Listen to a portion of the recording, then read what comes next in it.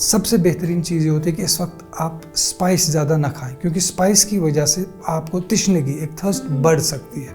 अब जो भी बाहर निकलते हैं वो कोशिश कर रहे हैं कि लाइट कलर क्लोथ्स लगाएं, क्योंकि अगर आप डार्क कलर के कपड़े लगाते हैं तो सन की हीट वो एब्जॉर्ब करते हैं, तो आपके बॉडी में टेम्परेचर रेज करता है। बिलखुसूस सबसे बेहतरीन चीज़ है कि पानी रूम टेम्परेचर का पिएं।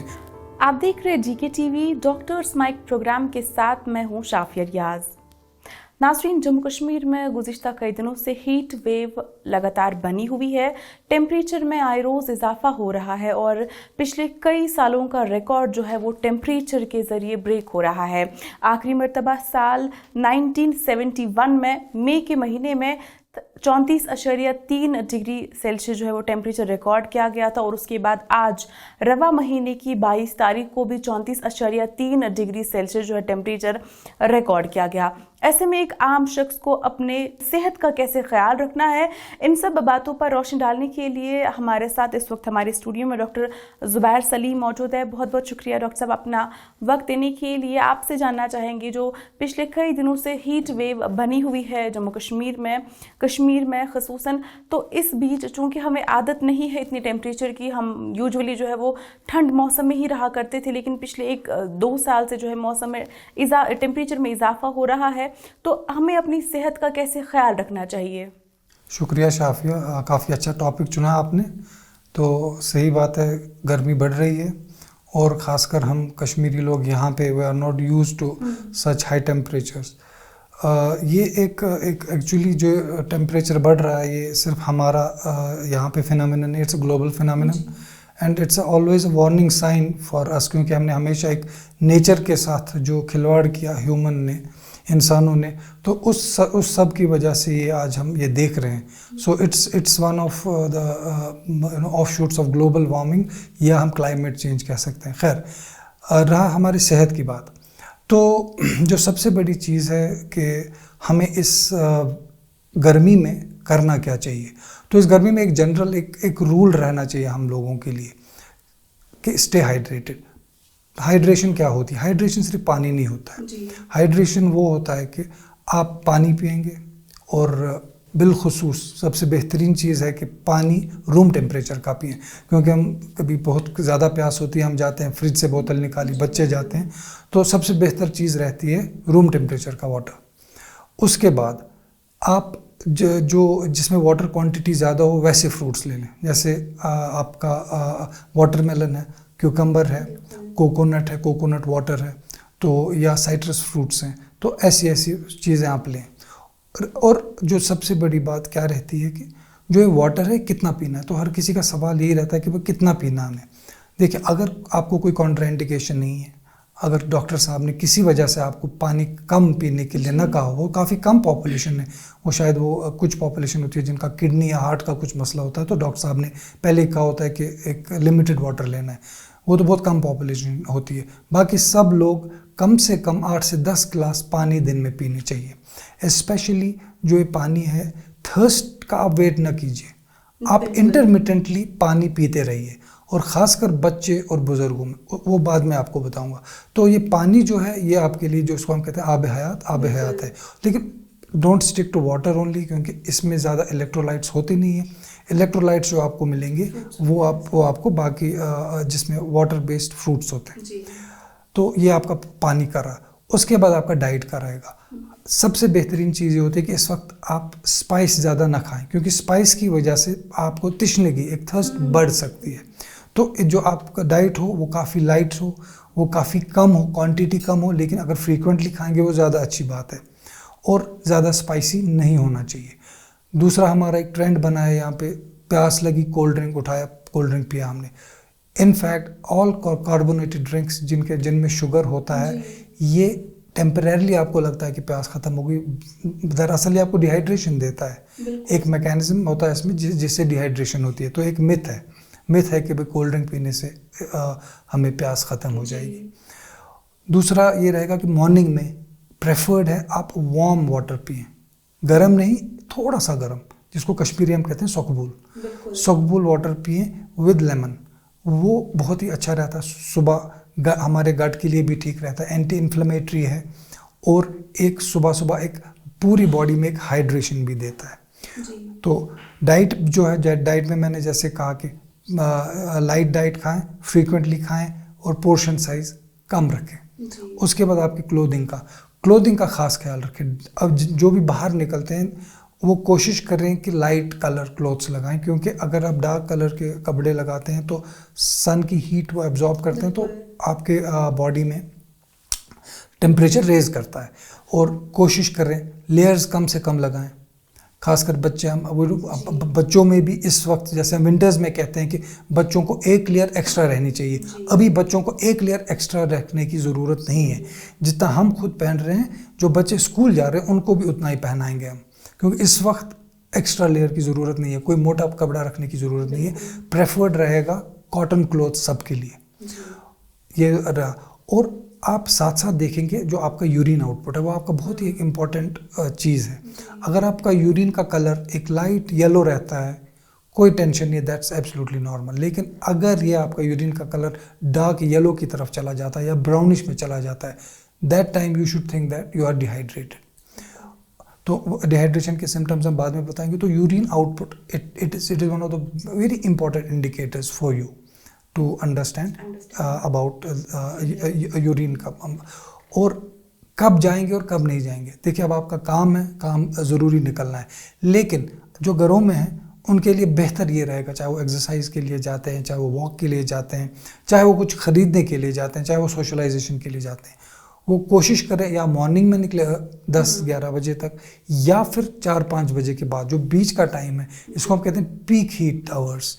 तो इन आवर्स को अवॉइड करें। आपसे जानना चाहूँगी मैं, एक सिंपल सा क्वेश्चन है, हीट स्ट्रोक और हीट एग्जॉशन में क्या डिफरेंस है? देखिए, जो हीट एग्जॉशन है, जो बॉडी होती है, इसमें थर्मोस्टेट लगा होता है। जैसे आप अपना गीज़र देख लीजिए घर में, आपने देखा होगा कि गीज़र एक पर्टिकुलर टेम्परेचर पे आके खुद ब खुद बंद हो जाता है, तो उसमें वो थर्मोस्टेट लगा होता है। तो वो थर्मोस्टेट एक उस टेम्परेचर को सेंस करता है, उसके बाद अपना सर्किट बंद कर देता है। ह्यूमन बॉडी में भी ऐसे ही अल्लाह ने एक थर्मोस्टेट्स रखे हैं। तो जो ही टेम्परेचर बढ़ता है तो थर्मोस्टेट अंदर से काम कोशिश करता है कि बॉडी को कूल करने की। तो पहला जो इफ़ेक्ट उसका आता है वो आता है हमारा स्वेटिंग। तो उस स्वेटिंग की वजह से क्या होता है कि जो हमारे बॉडी के स्किन के ऊपर जब स्वेटिंग आती है तो उसकी वजह से थोड़ा बॉडी कूल डाउन हो जाती है। और जो दूसरा मैकेनिज्म होता है उसको बोलते हैं वाजोडाइलेशन।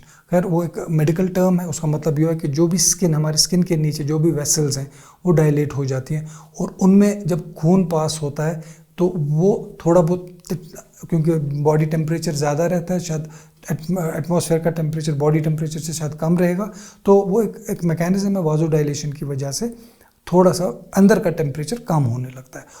उसके बाद और एक मैकेनिज्म होता है, क्योंकि देखिए आप जब एक्टिविटी करते हैं तो हीट जनरेट होती है, तो एक नॉर्मल एक प्रोसीजर उसमें बॉडी में आ जाता है कि ज़्यादा वो एक्टिविटी नहीं करने देता। जब हम कहते हैं कि भाई जैसे आज मैं थका हूँ, काम ही नहीं कर पा रहा हूँ, वो थकावट, अगर कम थकावट है, आपका यूरिन आउटपुट ठीक है, आप ठीक से खा रहे हैं, सर में दर्द नहीं है, you are just feeling a bit, थोड़ा सा फटीग है, that is not a problem. वो एक बॉडी का मैकेनिज्म है ताकि आप ज़्यादा काम ना करें, ताकि आप एग्जॉस्ट ना हो। लेकिन जब ये आहिस्ता आहिस्ता किस में चेंज होता है, यू फील डिजी, ठीक है, आपको अब लग रहा है कि आपका जो स्किन है वो ठंडा हो गया और ड्राई हो गया, ठीक है, आपका यूरिन डिसकलर होने लगा, अब वो डार्क येलो होने लगा या कॉफ़ी कलर होने लगा, आपको थोड़ा बहुत उल्टी आने लगी, आप लेथार्जी अलग थी, खाली लेथार्जी नो इश्यूज, अब ये चीज़ें आ गई और लेथार्जी आपकी बढ़ गई, अब आप काफ़ी उठ भी नहीं सकते हैं, तो it's heat exhaustion.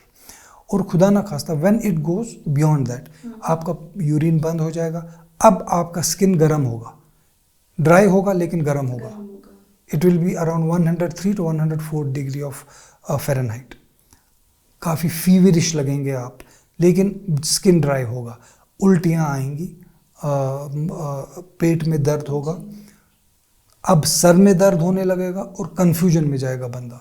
So these are the imminent symptoms जहाँ पे आपको ये लगना चाहिए कि patient will go into heat stroke, जो आपने कहा। तो हीट स्ट्रोक का काफ़ी ये जिसको हम कहते हैं वार्निंग साइंस ये है कि काफ़ी डार्क यूरिन या यूरिन बिल्कुल बंद होना, स्किन गर्म होगा लेकिन बिल्कुल खुश्क होगा, ड्राई होगा, वॉमिटिंग होगी, सर में दर्द होगा, पेशेंट कन्फ्यूजन में होगा और हार्ट काफ़ी तेज़ चल रहा होगा, पैल्पिटेशन होगी। तो इमीडिएटली सबसे बेहतरीन चीज़ क्या होती है, हाइड्रेट। अगर हॉस्पिटल सेटअप में अगर घर में कुछ पी रहा है तो जल्दी से जितना हो सके उतना आप पानी पिलाइए, ORS पिलाइए, और अगर नहीं पी पाते इमीडिएटली हॉस्पिटलाइज होगा, वहाँ पे IV लाइन से उसको हाइड्रेट हम कर सकते हैं। ऐसे भी हमने कई केसेस देखे जिसमें पेशेंट का या कि उनके साथ जो अटेंडेंट होते हैं उनका कहना होता है कि ये ठीक था, नॉर्मल था, अचानक से चक्कर आ गया, हमने हॉस्पिटल पहुंचाया तो पता चला इनको स्ट्रोक आया है। क्या वो जो सिम्टम्स होते हैं उन्होंने उसको नज़रअंदाज किया होता है या बेश औकात में जो है उनके सिम्टम्स जाहिर नहीं होते? ये क्या रीज़न होता है? देखिए, इसमें हमें एक बहुत ही इम्पोर्टेंट चीज़ समझनी है कि जो ये थर्मो रेगुलेशन है हमारी बॉडी को, जो मैंने कहा, वो वेरी करता है। जो इसमें जो एक पॉपुलेशन है वो एट रिस्क है, जिनको हमें बहुत एहतियात और ख़्याल रखना पड़ता है। एक एक्सट्रीम एजेस, दैट मीन्स छोटे बच्चे और बुज़ुर्ग लोग।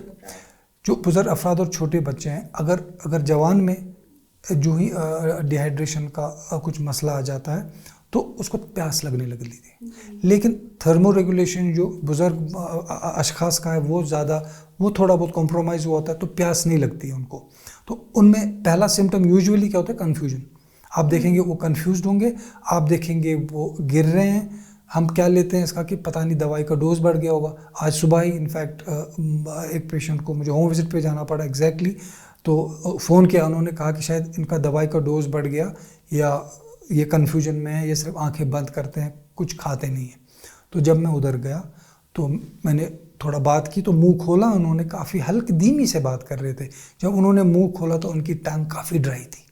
मैंने कहा यूरिन का हम इससे पहले दिन में 4 बार डायपर बदला रहे थे, आज हमने कल रात से डायपर बदला ही नहीं है।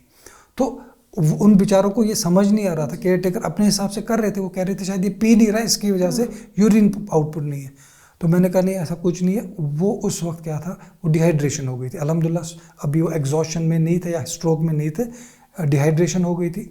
अब क्योंकि बुज़ुर्ग थे वो, उनको IV लाइन लगानी पड़ी। तो बुज़ुर्गों में कन्फ्यूजन, उनका ड्राई स्किन और उनका जो म्यूकोसा है, उनका जो टंग है, वो ड्राई हो जाती है। सिमिलरली बच्चों में भी ये थर्मोस्टेट जो है, छोटे बच्चों की बात कर, इन्फेंट्स की बात कर रहा हूँ, जो घर में होते हैं, उनमें भी वो आपको थर्स्ट नहीं बता सकेंगे, तो उनमें भी बहुत ही एहतियात करना है। जब आपको लगेगा कि इसका डायपर में यूरिन नहीं आया है, ये बच्चा ठीक तरह से फीड नहीं कर रहा है, इसका जो स्किन है वो ठंडा है और अब थोड़ा ये आपको लग रहा है कि एक्टिव नहीं है, तो इमीडिएटली समझना चाहिए। मुंह देखा आपने, मुंह में भी देखा उतना सलाइवा नहीं है, इमीडिएटली समझना चाहिए कि डिहाइड्रेशन में। और छोटे बच्चों को क्योंकि ये ज़्यादा ऑरली नहीं ले पाते हैं, सक करने का इनको वो ये रहता नहीं, they should be immediately taken to the doctor so that appropriate treatment will be given. जी, कश्मीर में अगर हम मेजरली देखेंगे तो यहाँ पर फास्ट फूड या स्ट्रीट फूड कंज्यूम किया जाता है अच्छी खासी तादाद में। एंड समर्स में भी आपने भी देखा होगा कि मार्केट्स में शाम को या सुबह में जाते हैं, स्ट्रीट फूड कंज्यूम करते हैं। जो इस वक्त हीट वेव बनी है, इस दौरान ये स्ट्रीट फूड को ज़्यादा कंज्यूम करना या जब गर्मी ज़्यादा लगता है आइसक्रीम खाना, ये कितना एक डेंजर होता है हमारी बॉडी के लिए? देखिए, कुछ आउटब्रेक्स हमने बहुत ज़्यादा देखी हैं गर्मियों में, खासकर बाहर जहाँ पे 40 डिग्रीज होते हैं, जैसे दिल्ली है, बाकी जगह आपने काफ़ी सुना होगा, टाइफॉइड है, गैस्ट्रोएंटराइटिस है। तो जो बाहर का स्ट्रीट फूड है ये इजीली हाई टेम्परेचर्स में कंटामिनेट हो जाता है, इसमें कोई दो राह नहीं है। तो ये हमेशा एक रिकमेंडेशन रहेगी इस चीज़ के लिए कि इन दिनों में सबसे बेहतरीन चीज़ घर का खाना है। इनफैक्ट घर में भी अगर आपको ये लगे कि आपने कुछ दिन में पकाया, अब आपको वो शाम को खाना है, सो अगर ये 2 घंटे से ज़्यादा भी आपके घर में कुक करके रह रहा है, so it's better to refrigerate that.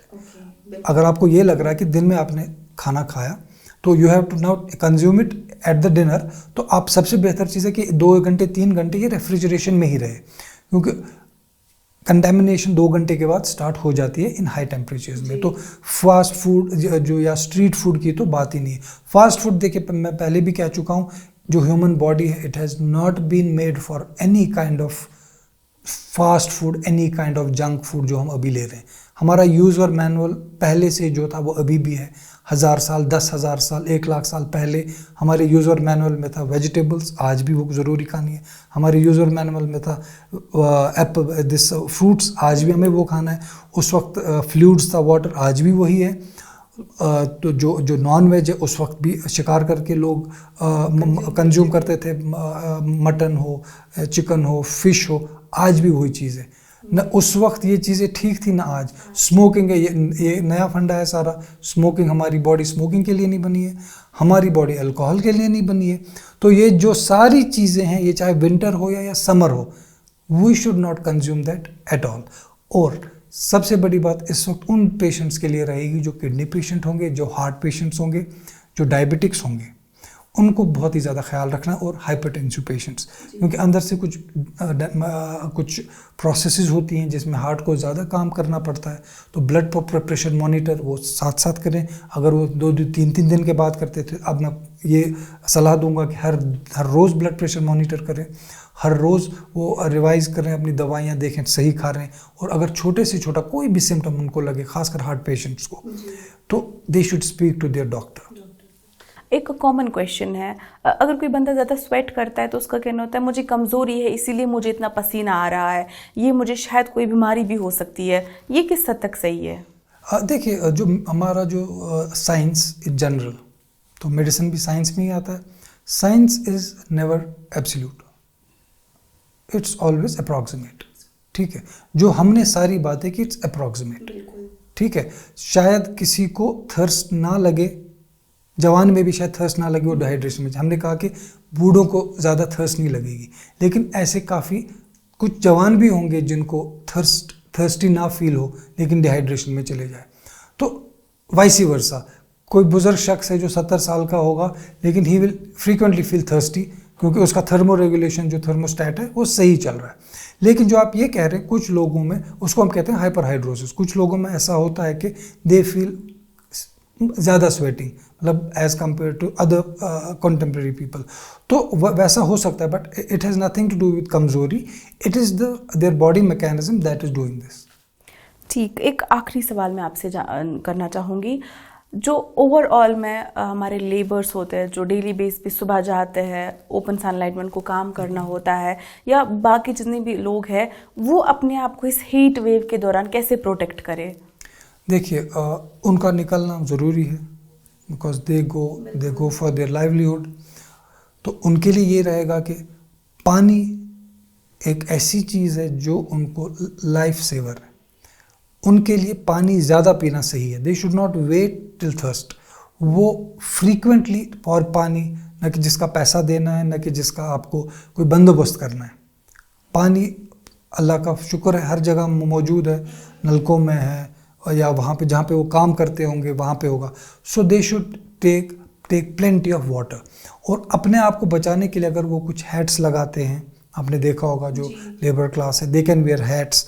और जो कपड़े लगाएं वो लाइट कलर के लगाएं और कॉटन के लगाएं जो इजीली ब्रीदेबल क्लोथ्स, तो उनके लिए वो ज़्यादा सही रहेगा। और दूसरा हमने ये भी देखा है कि अभी पावर आउटेज हो जाता है, कभी आपके फ़ैन बंद हो जाते हैं अगर घरों में एसी है। पहले नहीं होता था, अब एसी लगने लगे घरों में, क्योंकि कश्मीर में एसी की ज़रूरत नहीं पड़ती थी समर्स में। अब टेम्परेचर चेंज हो गया तो एसीज़ हैं, आपकी इलेक्ट्रिसिटी नहीं है, तो वेंटिलेशन बहुत ज़रूरी है। तो उसमें क्या बेहतर रहता है कि जो बीच वाला कमरा हो, जिसमें कम से कम जो हीट का असर हो, जो एक्सटर्नल हीट है, जो सेंटर वाला हो।